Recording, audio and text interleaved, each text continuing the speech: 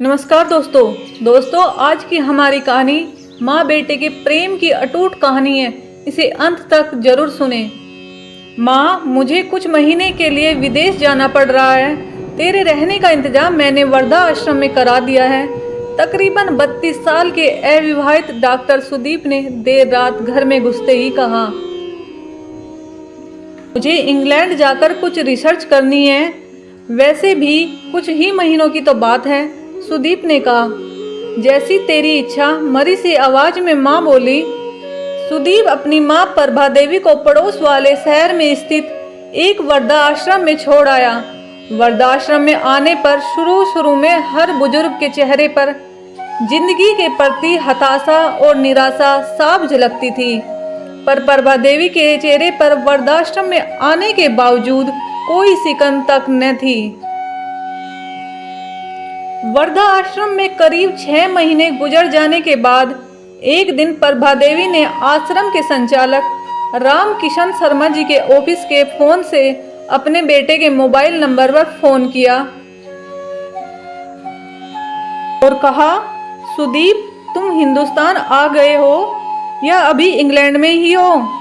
माँ, अभी तो मैं इंग्लैंड में ही हूँ, सुदीप का जवाब था। एक दिन आश्रम में बैठे कुछ बुजुर्ग आपस में बात कर रहे थे। उनमें से 2-3 महिलाएं भी थी। उनमें से एक ने कहा, डॉक्टर का कोई सगा संबंधित नहीं था जो अपनी माँ को यहाँ छोड़ गया? तो वहां बैठी एक महिला बोली, प्रभा देवी के पति की मौत जवानी में ही हो गई थी। तब सुदीप कुल 4 साल का था। प्रभा देवी और उसके बेटे को रहने और खाने के लाले पड़ गए। तब किसी भी रिश्तेदार ने उनकी मदद नहीं की। प्रभा देवी ने लोगों के कपड़े सील कर अपने बेटे को पढ़ाया।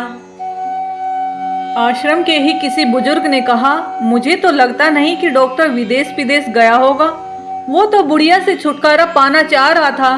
तभी किसी और बुजुर्ग ने कहा, मगर वो तो शादीशुदा भी नहीं था।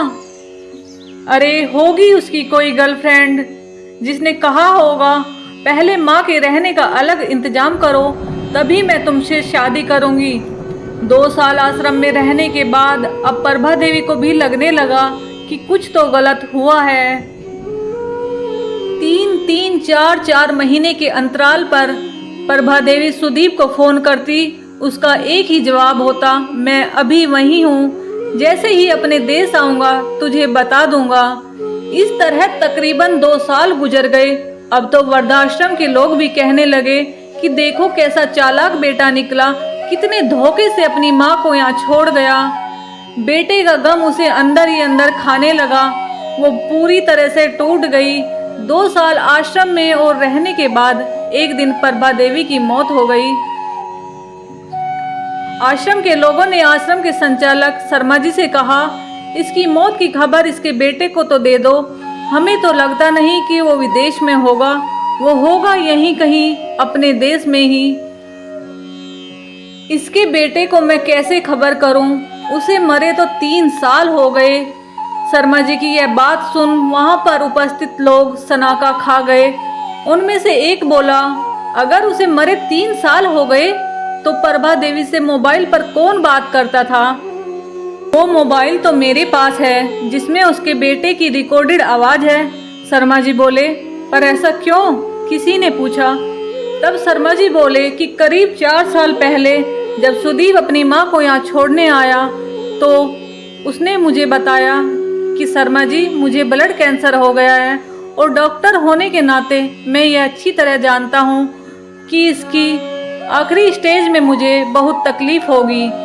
मेरे मुंह से और मसूड़ों आदि से खून भी आएगा। मेरी यह तकलीफ माँ से देखी न जा सकेगी, वो तो जीते जी ही मर जाएगी। नहीं चाहता कि मेरे कारण मेरे से पहले मेरी माँ मरे। मेरे मरने के बाद 2 कमरे का हमारा छोटा सा फ्लैट है। फ्लैट और जो भी घर का सामान आदि है वो मैं आश्रम को दान कर दूंगा। यह दास्तां सुन वहां पर उपस्थित लोगों की आंखें झलझला आई। प्रभा देवी का अंतिम संस्कार आश्रम के ही एक हिस्से में कर दिया गया। उनके अंतिम संस्कार में शर्मा जी ने आश्रम में रहने वाले बुजुर्गों के परिवार वालों को भी बुलाया। माँ बेटे के अनमोल और अटूट प्यार की दास्तां का ही असर था कि कुछ बेटे अपने बूढ़े माँ बाप को वापस अपने घर ले गए। हमारी यह कहानी आपको कैसी लगी हमें कमेंट बॉक्स में जरूर बताएं। वीडियो अच्छी लगी है तो please like and subscribe my channel. Thanks for watching.